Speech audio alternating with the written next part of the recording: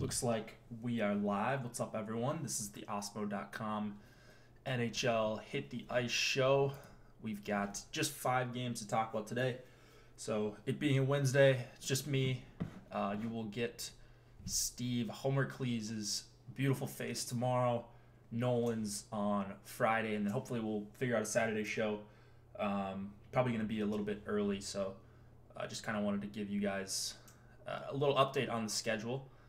But yeah, it feels like this slate has a lot of options. If you are a single entry player, I don't envy you today. Yeah, I mean, you've got Shabbat, but then what do you do with your other spots?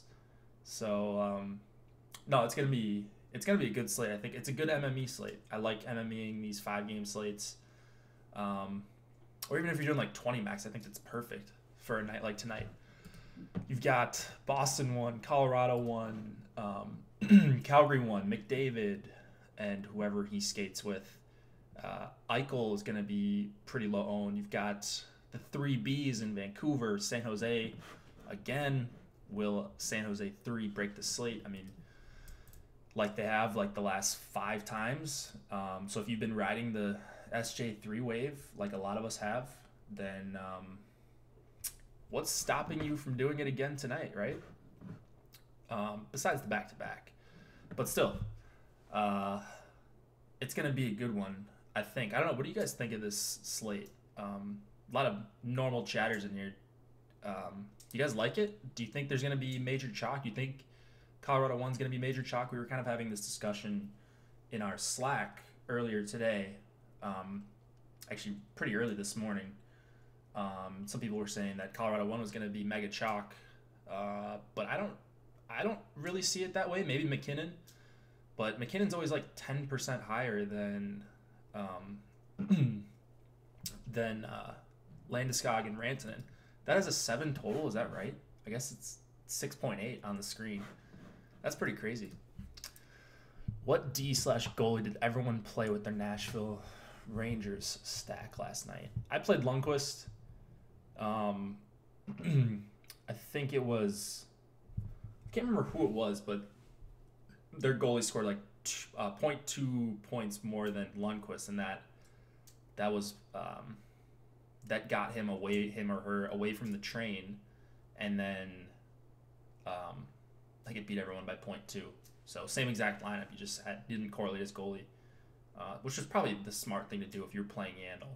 So that was probably a miss by me there. I should have probably not correlated as many, like all of my goalies like I did, just because it was a really popular thing to do with Yandel. Ellis, Gibson, yeah. Landis got 22 shots last 3 games. Is that right? That's crazy. Yeah, the winner, Mirage, I think it was. I think he ended up holding on even with the SJ3 push at the end. But yeah, D'Angelo, the Tony D ceiling game, 2 goals out of D'Angelo. So, sometimes you have Tony D'Angelo score 2 goals for you and you bink. Hindsight 2020. No, I think I probably should. Like, I think that was a little bit of a mistake by me, or maybe an oversight. I don't know about a mistake. Like, you can't really usually go wrong with correlating your goalie on a big slate, but maybe you should have thought about that, like all the duplicates with Yandel. So I'm sure it'll happen sometime soon. Another mispriced guy in DK, but at least now we know kind of how it's going to go. So he's 50%, I think, in the $8, or I'm sorry, the $20, 40 or so in the $3 or the $4 sniper 20 max. So not crazy. I think under-owned based on what he did. He didn't even get on the score sheet, and he had 3 or 3.5, which was perfect. Ellis got bumped down to PP2. Definitely would do that over again. Yeah, Shabbat at 5K got Jake tipsy. That's right. Yeah, my boy's back. We had a really good show yesterday, I thought. So I was glad, like, Steve was on it to talk about the Yandel thing and just try to tell you guys not to overthink it. So that's exactly what I did. I played like 85% Yandel. And yeah, overall, I thought yesterday was one of our better shows. I was just thinking about that today. So I don't know what you guys thought, but that's what I thought. So feels weird to follow it up just by myself. But you'll get Steve back tomorrow. Did he have 8 shots? I thought he had a few blocks in there. Maybe he had 8 shots plus blocks in total. That could have been it. What a show. Yeah. Yeah, he knew his price. Exactly. Yandel knew what he needed to do. Just get in front of a couple shots, put some on net, and everyone's golden. So I hope you guys played Yandel. It's not like you were dead if you didn't, but he was up there on a lot of the top 10 lineups in a lot of different tournaments. So it ended up being a good night for me. I had that Rangers Preds stack, and really Rangers Arvidsson. I mean, that guy, hat trick, just waiting to happen last night. Had a couple chances before he even got it. So yeah, it was a good one. Today, like I said, 5 games. We got a 7 total, which I'm just seeing now. It was 6.5 earlier, but looks like Vegas has corrected that. So 6.5 to 7, depending on where you look. It's 6.8 on your screen right now. So we'll just go right into it, actually. Colorado Avalanche and Ottawa Senators, 3.6 implied total for the Avs, 3.2 for the Ottawa Senators. Semyon Varlamov going up against Anders Nilsson. Oh, that's rough, Jim. Sorry about that. Yeah. That's why MME is a little bit easier on the mental game sometimes. You usually find those combos together more times than not, it seems like. All right, so this game, now with this big total, I'm sure it's going to get the attention of a lot of people. It should already. I mean, you've got Colorado 1, arguably the best line in the NHL, going up against the Senators, who have been the worst defensive team. LOL Yandel ceiling peripheral game for the first time in ever. Yeah, he knew what he needed to do, Corsi. That's all. So Colorado 1, I think, will probably be the highest owned stack tonight. I don't know what Landeskog's ownership is going to be, or Rantanen. One of these guys always seems to get left off more often than not. So you might get McKinnon at 30%, but if you get Rantanen or Landeskog at 21, 22, then it's a little bit different story, because then all of a sudden that doesn't become a 30% owned stack. Yeah, I am on FanDuel pricing. You're right. Let me switch that. I'm more of a DK guy myself. But super expensive for Colorado 1. They're going to get a really good matchup. I think they're going to go up against the Duchesne line. If they go up against Pajot and Payarvi and Zach Smith, even better. I know they used that line and shut down some last year, and I'm pretty sure they had just atrocious numbers. So it doesn't really matter for Colorado 1 anyways, but it's always nice when you're 23K to have a good even strength matchup, just the nut power play matchup here as well. So you're not going to hear me say a bad word about Colorado 1 ownership. I think it's going to stay in check, as I wrote earlier today. I don't think it's going to be out of hand. I think they are the best play on the night, even being on the road here. I think they should be the highest owned play. So if they're not in your tournaments or whatever, then perfect. I think that's an edge right there. There's other stacks if you don't like them, if you don't want to pay 22.7 for them. Somewhat understandable, especially if you're playing just one lineup. Like if you want to go 2 mid-tier, like if you want to go Buffalo 1, Vancouver 1, and get stability in both of your lines, I think that's fine. But yeah, I think it's a Colorado 1 night for me. So I'm hoping they pace the field here. On anywhere else on Colorado's side, like it would be the second line for me if I'm going anywhere else. I'm just going to end up with them in a couple filler stacks with, like, if I'm going to Boston 1 or Calgary 1. They don't fit all that well with those guys, but they're still they're cheap enough that you can make it work, even with some of the other expensive stacks. The Ottawa side, I think, is my favorite as far as ownership. I don't know how owned Ottawa's going to be. I'm assuming this Tierney, Stone, Kachuk line is going to be maybe low teens, something like that. And that's perfectly comfortable with me. I think they're one of the best plays on the night as well. So I love this game. I'm a Vegas donkey. I'm following the 7 total. I don't really care. There's a lot of viable plays in this game, honestly. You can go down to the Duchesne line if you want. But the majority of my exposure is going to be Tierney, Stone, Kachuk. And then you guys kind of stole my thunder in the chat. Yeah, everyone knows Shabbat's my guy. He's 5K. He's returning from injury. Maybe he's rusty. This is a great spot for him.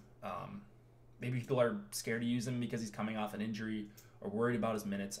I don't think that matters at all for me. In fact, it doesn't. I'm just assuming he's fully healthy. He's going to get back. If he doesn't get 25, 26, 27 like he was seeing some games, maybe he sees 20, 22, and he is well worth the price for 5K. Colorado commits a ton of penalties, and he correlates to one of my favorite lines of the night, which is the Stone, Kachuk, Tierney line, of course. Skates with Duchesne on the power play as well. Ottawa has a pretty good power play. It's hurting a bit without Shabbat for this last little bit. But I'm expecting them to be on the power play a lot. Colorado can't kill off penalties either.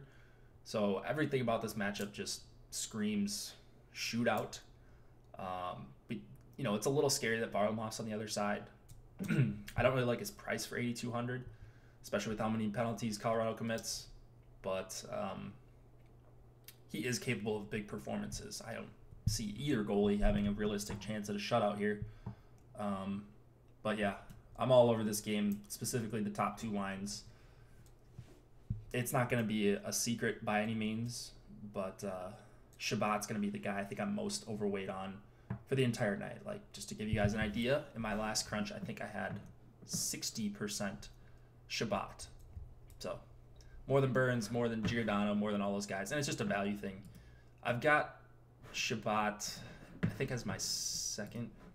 Let me pull up the projections here. Okay, so he's right behind. Okay, so it's Burns, Giordano, Shabbat in just pure raw points for my projections tonight, but Shabbat's the best value. So just getting a ton of him. Thomas Shabbat night, yeah, it's gonna be wild. Tyson Barrie on the other side is the guy you want. I'm getting to a million Shabbat one-offs, so I'm not going to get to a lot of Tyson Barrie one-offs, but he's the guy you want if you're going to Colorado 1. Another option I think you can go to is Eric Johnson. He's not on the power play, but you see a value from Osmo's grades right there. He's seeing a lot of minutes as of late, and I think he's going to skate with McKinnon, Rantanen, and Landeskog quite a bit, especially if they're going up against the Duchesne line, which is pretty bad defensively. So those are the guys I'm targeting. Like I mentioned, if you want to go to the Duchesne line, I think they're okay. They're actually a little bit too expensive, for what I actually want. And there's just a better option, I think, on Ottawa. So I'll be going elsewhere for the most part. And then, just want to drive home how much I love these top 2 lines, how much I love Shabbat. So goalies, I mentioned Varlamov, Anders Nilsson. If you want to correlate, I don't think you're really going to need to, even if you go Ottawa 1 and Shabbat. So I'd like to avoid Nilsson as much as I can, but $7,400, I think this is a pretty winnable game for Ottawa. If he allows like 2 or 3 somehow and gets you a win, which I think is pretty realistic, then he's going to end up being a pretty good value for $7,400. He's not going to be my highest exposed goalie. I'm not going crazy with him, especially because I am on Colorado's side. Boston and Philadelphia, we've got a 3.2 implied total for the Bruins, 2.7 for the Philadelphia Flyers. Yaroslav Halak going up against Carter Hart. Another fantastic line here. Boston 1. I just don't know if this is the night for me for Boston 1. And they're going to be half the ownership, maybe 60% of the ownership of Colorado 1, depending on your tournament. So if you love Boston 1, if you're not crazy about the spot for Colorado 1, then play Boston 1 in some higher stakes stuff, because there'll be higher stakes than you're used to, because they're going to be lower owned. They're just as good, if not better, than Colorado 1 as a line. The matchup is a little bit worse, but again, this is a line that's matchup proof. So I don't want to act like there's anything wrong with Boston 1's matchup. There almost never is anything wrong with Boston 1's matchup. They're priced up, but they are cheaper than Colorado 1. I believe they are cheaper than Calgary 1. Let me check on that. Oh, no, they're not. They're $300 more expensive than Calgary 1. So I think they're going to see lower ownership than both Colorado 1 and Calgary 1. So relatively low-owned Boston 1, if that interests you. I'm going to be closer to the field. I want to be around 10 to 12% on Boston 1. That's kind of what I'm getting on my first few crunches here. The match with the Couturier line isn't spectacular. If they're going to hard match with the Couturier line, that line's been pretty solid defensively. The power play matchup is good, though, for Boston, and these guys all play on the top power play. I've seen some talk about the second line for Boston here. I don't know how to pronounce this guy's name. Cehlarik, Krejci, and DeBrusk. DeBrusk plays on the top power play. It doesn't really do much for me playing on top. Like, you want Bergeron, Pastrnak, and Marchand on the top power play. So, quick side note, Vancouver 3 is literally center tonight. Is that right? Is that the Granlund line? Oh. That's all right. You don't really need to play Vancouver 3 anyways. All right, so the line I'm interested in on the Flyers is the Giroux line. Very, very little interest in the Couturier line, just because I'm expecting them to get a hard match against Boston 1, and with a bunch of other options on this slate in the same price range, I'd rather just take my exposure elsewhere, not play a line that's going up against Boston 1 for the majority of the time. That's just me. And I'm entering 100 lineups, and I'm considering whether or not I should just X out the Couturier line. You don't need to target lines going against Boston 1. If they don't hard match against Boston 1, if you don't think they're going to, then by all means play them. But Boston 1 is just so damn good. So my preference here is the Giroux line. A little more expensive. Giroux, Van Riemsdyk, Konechny. It's not a terrible matchup on the power play for Philadelphia here. I know Boston has had some struggles on the penalty kill. Not really as of late. They've come on a little bit. That's probably due to Bergeron being back. I'm sure that helps them.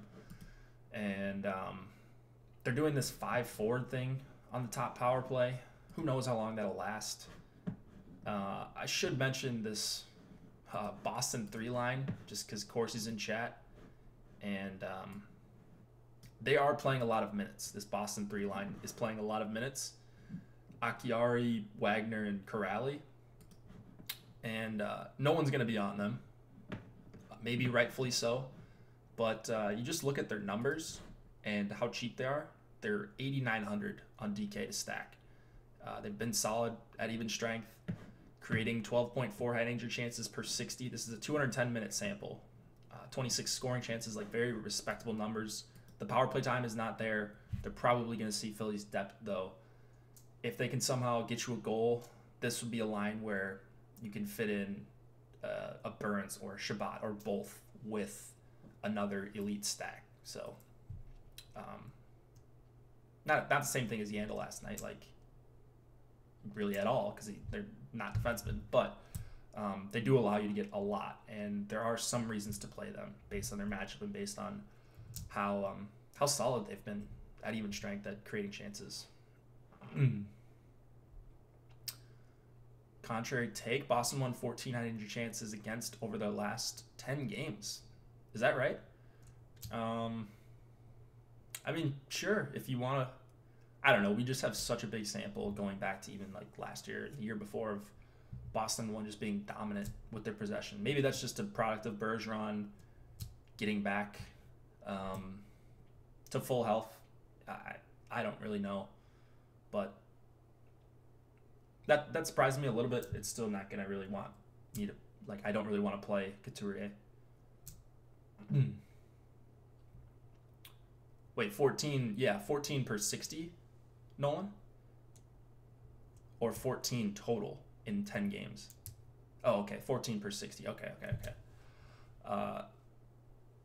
Wow. I don't know. It's 10 games. Like, I'll use that kind of sample, but we just have such a big track record on Boston 1 of them being so good. Is Edler a must play in FanDuel Cash? What's his price on FanDuel? Then I can answer you. I'm not the biggest cash player, so I always want to give that caveat before I answer any cash questions, because I don't know that I'm the person to really go to on that. Bots might be able to help you with cash. I don't know if Nolan plays any cash either. 4,200. Just right off the bat, that's a pretty good price for Edler, a guy who's gonna probably hard match McDavid too. Seems like you could do a lot worse there for 4,200.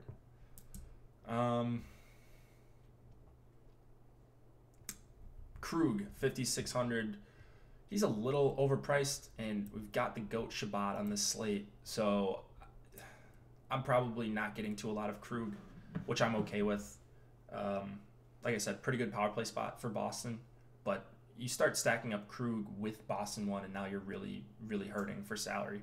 So I heard Brent Burns was mispriced at 2,500. Yeah, that'd be crazy. He might be the one where you could actually see someone being like 80-90% owned in a low stakes tournament.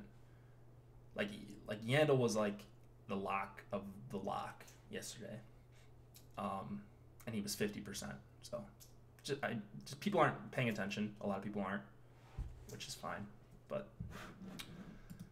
yeah, if Burns was, that's a name. That's a guy that everyone loves playing. That's a guy who just the average, even not average hockey fan, someone who's heard of hockey knows Brent Burns, I think, for the most part.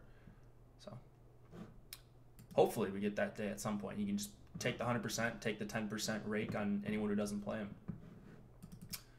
Yeah, there's really not all that much stuff to talk about in this game. Neither of these guys on the top power play. So who knows? I'm not really all that interested in Philadelphia as a whole, so I'm not getting to a ton of their defensemen.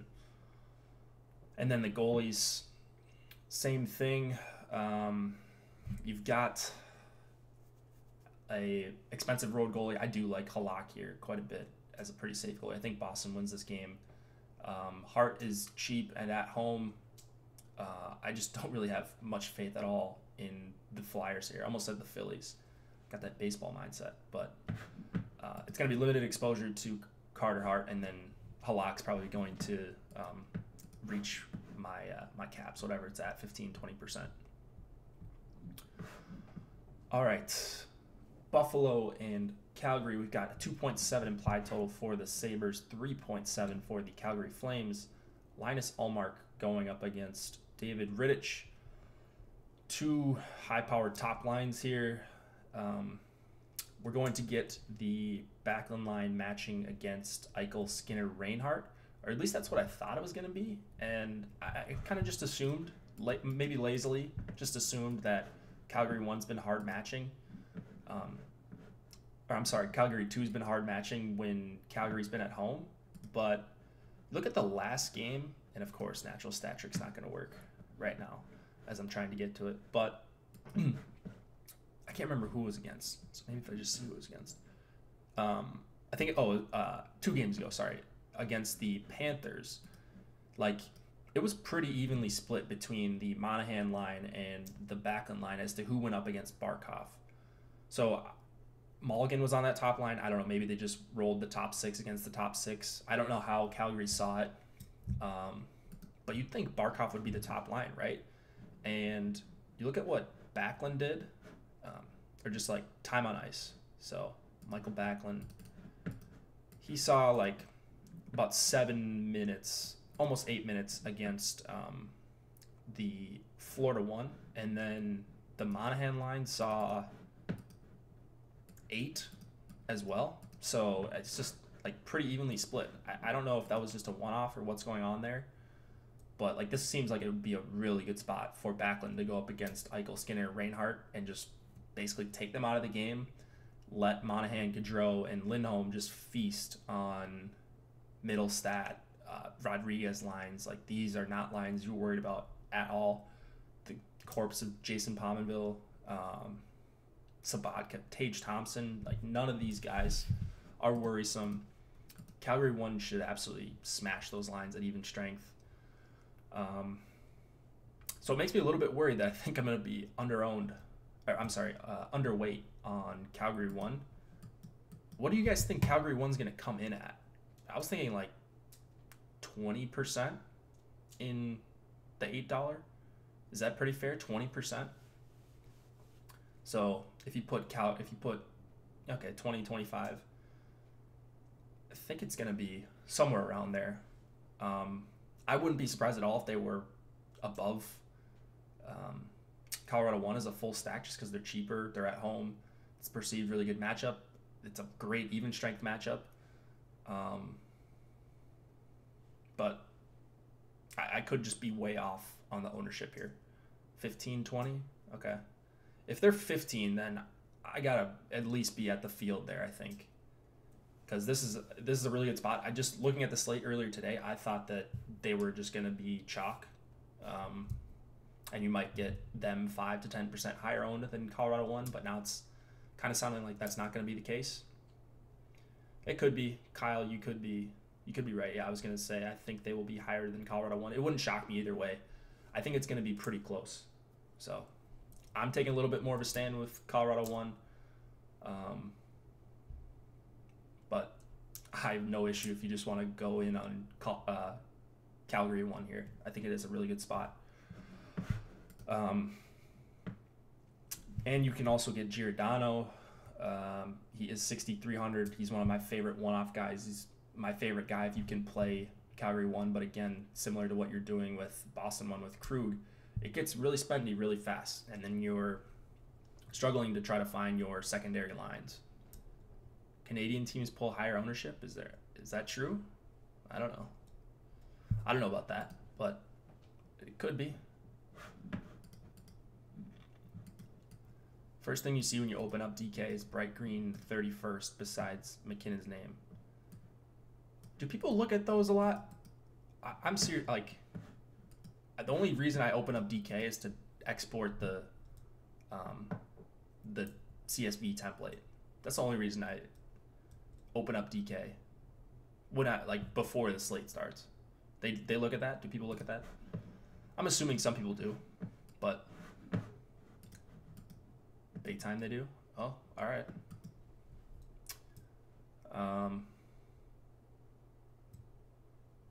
Well, McKinnon's going to be owned higher. McKinnon's probably going to be the highest owned player on the slate, but that doesn't mean that Gaudreau and Lindholm and Monahan could all be like 23 to 25%.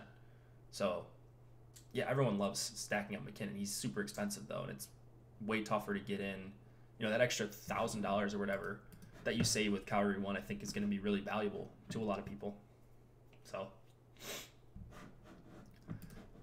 I will definitely have some Calgary 1 Boston 3 stacks in hopes of catching lightning in a bottle there with Boston 3. DFS on demand, did a study on it. Oh, okay. Colorado 1 pair with Johnny 1-off. You could do that. That seems more cashy to me. You can literally get sick lineups tonight under 5%. Yeah, you could do that every night. Just if you're stacking correctly. Oh yeah, you can do the double mid-tier stacks tonight. You could do Vancouver 1 with Buffalo 1. You could do Vancouver 1 with Ottawa 1 and just get Burns and Shabbat or Edler, whoever you want to do. Like, I'm not saying you have to play Calgary 1, Boston 1, or Colorado 1 in all your lineups. I don't think you have to do that. I'm not doing that in all my lineups. So, I'm probably going to be a little overweight on Colorado 1, a little underweight on Boston 1, maybe a little underweight on Calgary 1. But I'm definitely going to have some. Yeah. Seems likely one is going to go ham. That's the thing, right? Uh, right. It's such a good chance that Boston won, Calgary won, or Colorado won goes nuts. But if they're all held to 2 goals, even if they're 2 full line goals, like if Ottawa won and Vancouver won, or Edmonton won for that matter, match them with 2 goals, you're going to be able to get better defensemen. So who knows? If Burns has a 3-point game, or one of these top defensemen has a 3-point game, maybe Calgary 1 doesn't matter so much if they score 2 goals. San Jose 3 back-to-back hat tricks. That line is ridiculous. That's why you jam in Boston 3 and you can have the best of both worlds. Yeah, we talked about him for a reason, right? Because Corsi was on him. So, all right. Didn't really talk about Buffalo 1 here. I don't love the idea. Like, they're going to come up a little bit in projections for people. But if you just weigh that they're probably going to get the hard match against Backlund, that's really worrisome. Similar to Boston 1 with the Couturier line, in that I think it's worrisome for Philadelphia too. You'd rather not face the Backlund line. They've done a really good job at limiting high danger chances lately. For the season, I think in their last few games they've gone down, like their season numbers have gone down from like 13 high danger chances against to 11 in just a few games. So they've corrected that pretty well, and we have a huge sample on them being a great shutdown line. So I'd rather avoid Buffalo 1 if I can, and Buffalo really altogether. Dahlin, Ristolainen, Lawrence, Pilut. Get in the chat. I think these guys are fine one-offs. I haven't seen if Calgary's committing a ton of penalties as of late. But I know they had this issue last year, but it seems like they've been a lot better this season. Yeah, for the season, they're 13th at time shorthanded. Penalty kill is a little bit rough, 78.1% for the season. So maybe most of my Buffalo exposure will be to these one-off defensemen, the Pilut. We don't have the $2,500 Keith Yandel, so this is an okay punt right here. And then Dahlin is playing a lot of minutes lately. Ristolainen, their power play 1 guy as well. So those guys are all fine. I'm not getting to a lot of them because I'm not going to end up with a lot of Buffalo 1. So Giordano, though, yes on him. Almost always yes on Giordano. He's not going to get to Shabbat levels for me, but he'll be right in the Burns territory. So that is that. Rittich, I think, is a pretty safe play, and that's kind of all I have to say about him.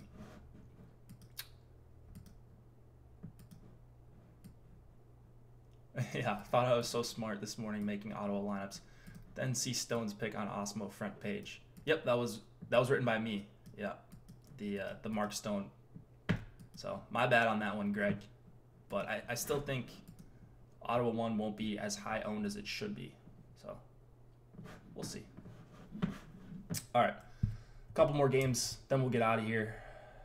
Actually, let me respond to this quick.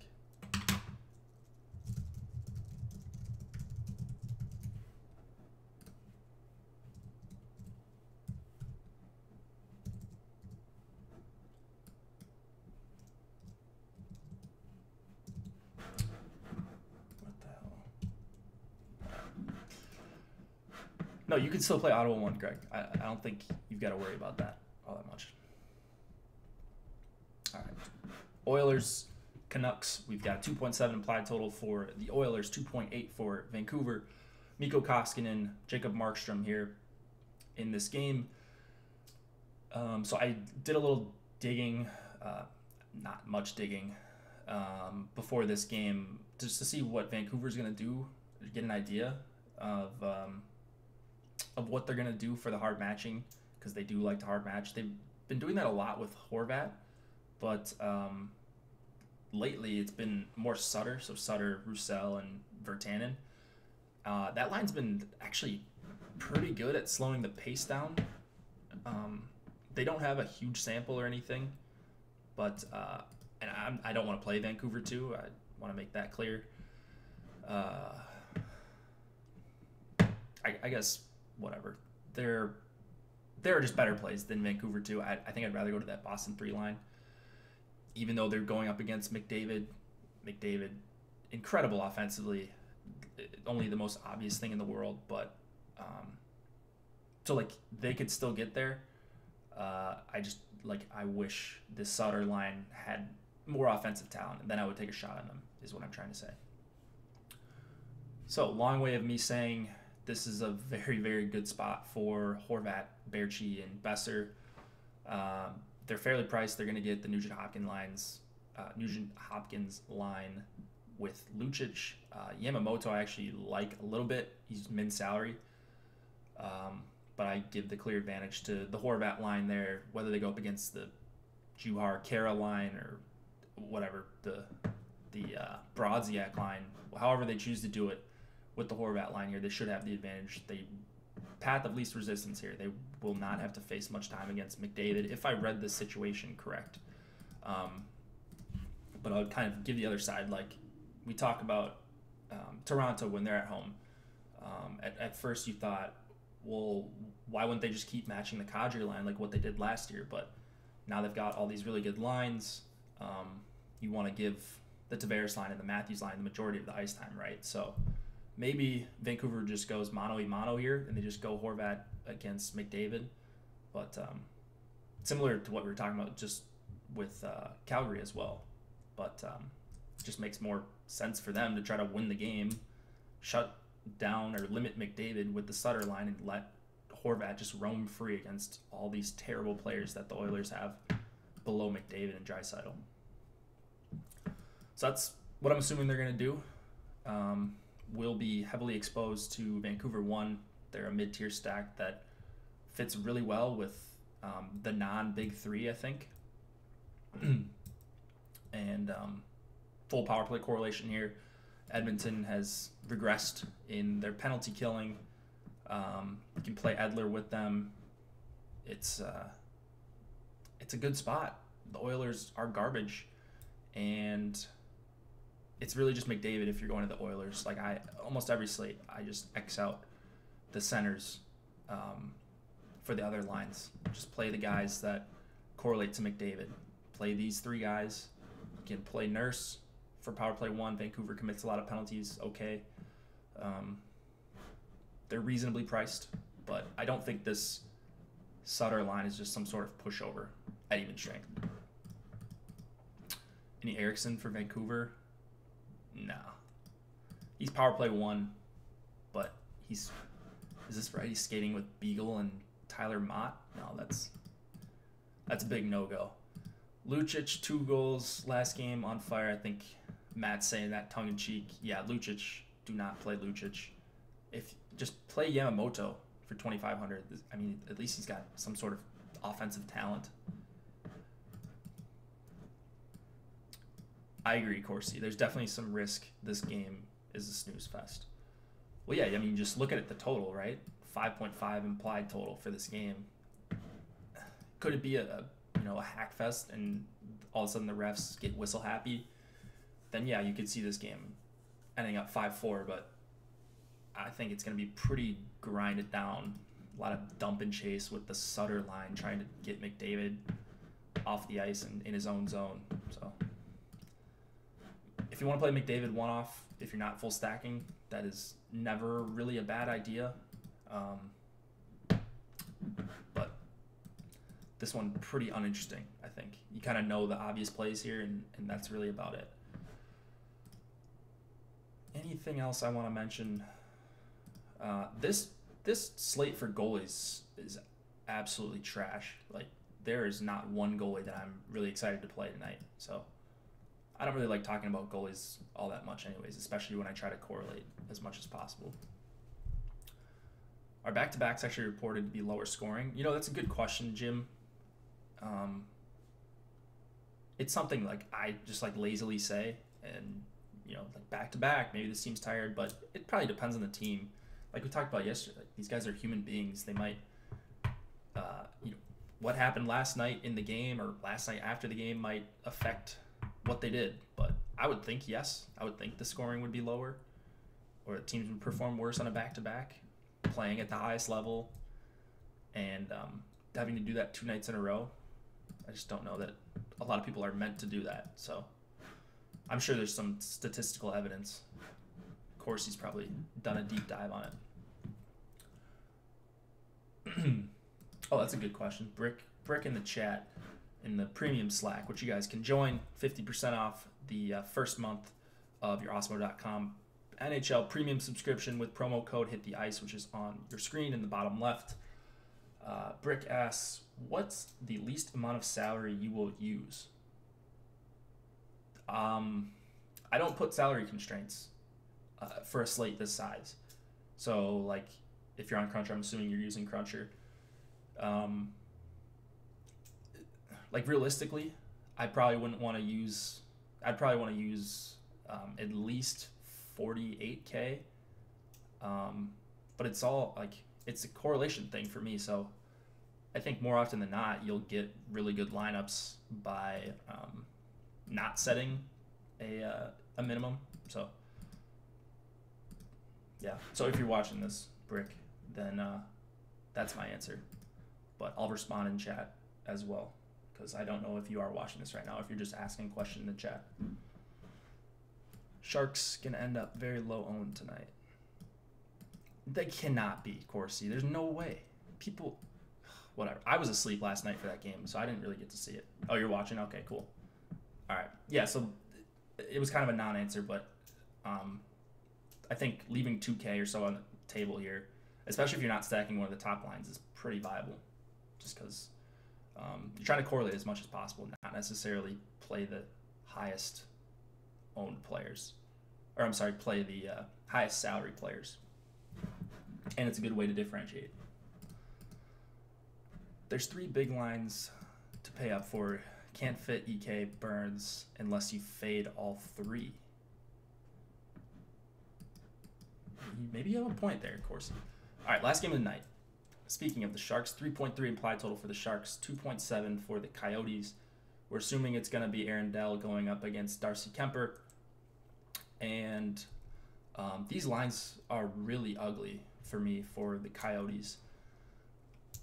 Your guess is as good as mine as to how they're going to match. Who knows? Has Arizona been paying attention to what this Hurdle line's been doing? That would be the line I would want to try to slow down. So I'd probably go step on against Hurdle, Kane, Donskoy. Arizona doesn't really hard match all that much anyways, at least not consistently. So it's tough to get a read on them. And that being said, I'm just going to play my favorite lines here. And are people on SJ3 by now? They keep coming in so low owned. Donskoy, if he had a little PP2 or a little P2 next to his name right here, I swear he'd be like 5% owned, 5% more owned every single slate. But since, he doesn't have the power play 2 tag, do people just ignore him? Why would you? This line is playing insane. Like, best numbers in the league type of thing right now. And yeah, they're not playing against the strongest competition, especially when they're at home. But like 75 Corsi 4 per 60, 19 high danger chances, 40 scoring chances almost. Like, it's just absurd. No line performs like this, no matter if they're playing against the weakest competition. So there's no line I'm really that worried about. The back-to-back is a little concerning. And again, lack of power play correlation, okay, but just you can plug in Burns and or Carlson with these guys and stack another mid-tier line. Like, this is a perfect chance to do that here. And really, the power play isn't what you want here anyways against Arizona. They have I think still the best penalty kill in the entire NHL. But San Jose has a big advantage at even strength here. So like play this Hurdle, Kane, Donskoy line. They have to come in at higher ownership than what they were last night. I mean, it was a 10-game slate. This is a 5-game slate. Hurdle had a hat trick. Kane is a popular name, and he just shoots every time he gets the puck. I wonder why he's a D value grade. I really wonder. But what I'm going to do is just basically split my exposure between these two lines, the Radill, Couture, and Timo Meier line. So I guess I'll be technically higher. I'll be higher on the Couture, Meier, Radill line because I think they're going to come in pretty decently lower owned than Kane, Hurdle, Donskoy, but I'm going to have relatively, within 2 or 3% exposure of each other. So, I'll hope for this line to go off, but I am not fading this line. They've just been insanely good, and if Arizona does something stupid, like they match this line and they give them a whole bunch of time against Hurdle, Kane, Donskoy, they're going to get smashed. So who knows? Teams do it all the time. Teams do not go on natural stat trick a lot, I think. Maybe might help some people if they did.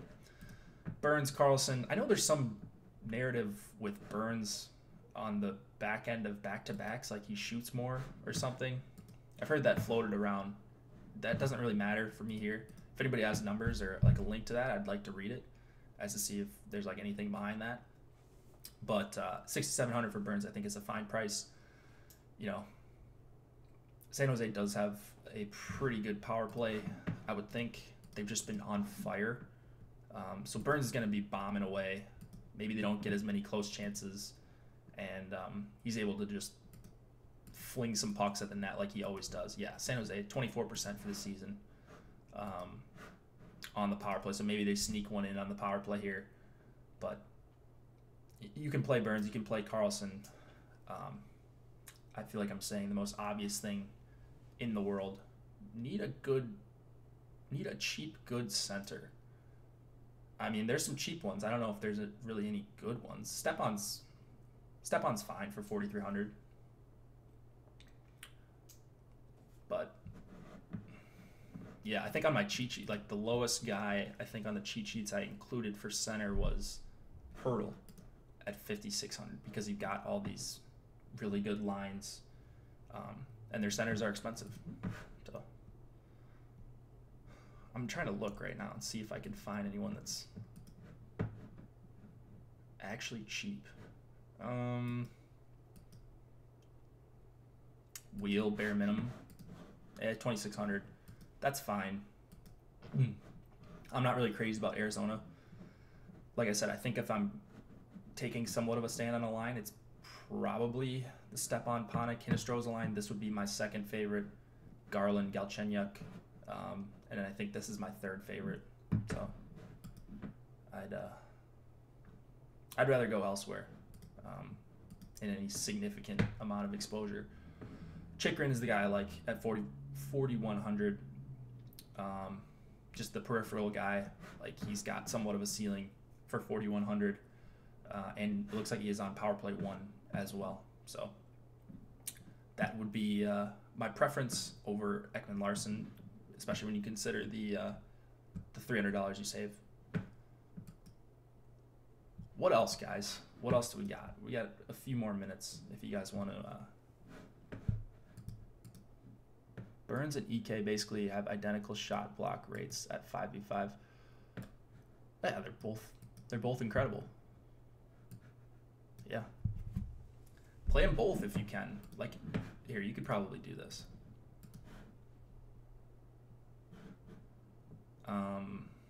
Let's do,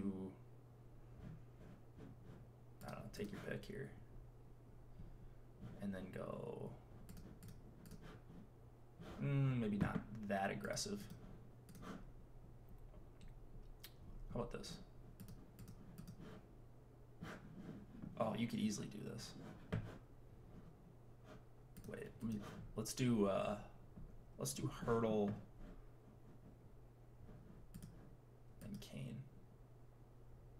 can't get Shabbat in there.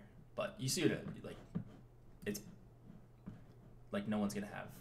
These guys are going to come in under-owned because you've got Boston 1, Calgary 1, Colorado 1, which I've repeated a million times.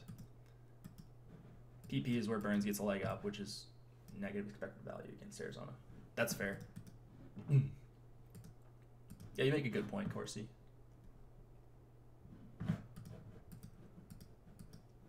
Yeah, Jake buys my lineup. Yeah, Nolan and I had the exact same lineup in, I think, the $4. So, saw two Osmo logos right up there.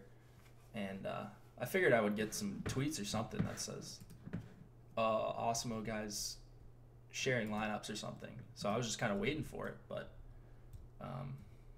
no one accused us seriously of sharing lineups.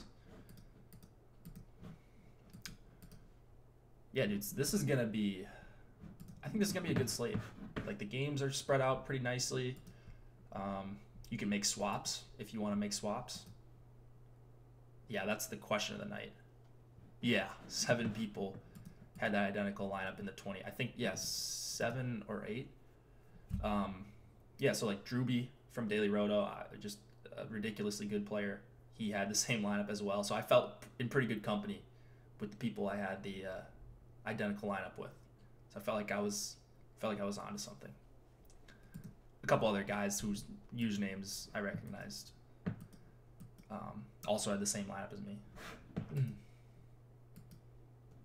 He said he played tournaments. Why would he share a lineup? Yeah, exactly, Brick. So I always think like running trains in a tournament is very negative expected value. Like I do it sometimes, intentionally in like the low dollar stuff, unintentionally sometimes if I just mess up my CSV. But yeah, that's like you should want people having the same lineups in tournaments if you don't have the same lineup as them. Yeah. 2 max maybe. Yeah. I mean if you're doing that and you're duplicating lineups or whatever and then you want to make a swap out at the end, yeah. Still wouldn't do it. Yeah, why would you? Case in point for not using Yandle was the right play, Nolan. I think using Yandle was the right play. Like I'll take a split at top 5, 3 through whatever. What do we get? 4 through 9th or whatever in the $20. Like I'll take that split on a top heavy payout. Yeah, give me some of that. I'll take that every time. So many of my lineups were duplicated. Yeah, there were a ton of dupes, but I think you still should have played him. I don't know. I'm sure this conversation will go on for the next few days, but until we get our next one, right? I'm sure DK will. Maybe they got some extra attention by that. Yeah, so of course so it's Mirage, right? He's a good player. He binked with Tony DeAngelo.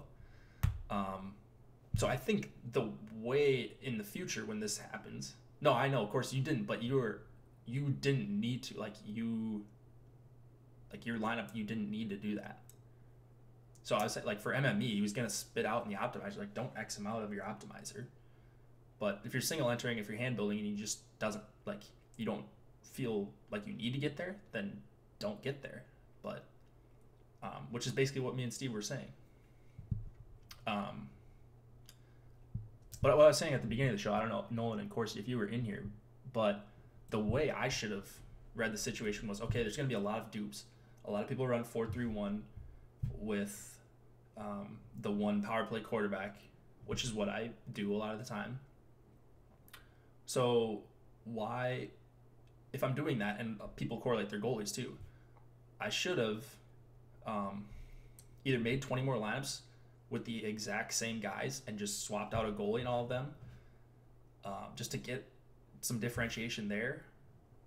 I probably should have done that. Like I could have done that with an extra $400. probably an oversight by me because I only had 20 in there. It's not like I maxed the $20, but just something to think about if this ever happens again, which it 100% will. Yeah, don't correlate goalie. Do something different. I also had a lot of lineups that left like $1,800 on the table because Yandel was $2,500, but I had him raw points over like everyone above 4,300. Like clearly. No, Matt. My results were fine, but like I don't know. You'd like to be different while also being smart, if you can in GPPs. So just depends. Ended up working out for me, but yeah, good old Keith Yandel night makes for some good discussion. All right, well, you guys are lively in the chat today.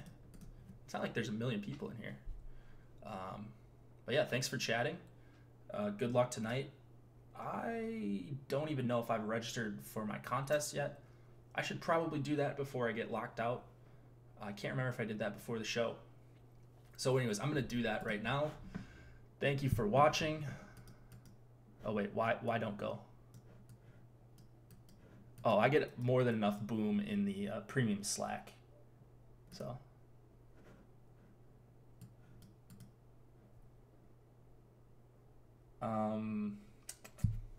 Wait, why don't go, Jim? Do you have a question? Do you want to tell me something? Do you want to troll me? What's going on here? Just love your voice. Yeah, totally. Well, I don't, so I'm going to get off here. Well, if you don't have friends, Jim, just come and join the premium Slack. 50% off your first month of Osmo.com NHL Premium. You can cancel after the first month, take your 50% off, and if you don't like it, you don't like it. It's not for you. It's understandable. But come join. Promo code Hit the Ice right on your screen. If you don't have friends and you want some online ones. Thanks for joining, guys. Good luck. Hit me up on Twitter. Hit me up in the Slack if you got any questions. I'm gonna finish building my lineups right now, and hopefully see you at the top. Homer Cleese and I tomorrow. Good luck. Let's win some money.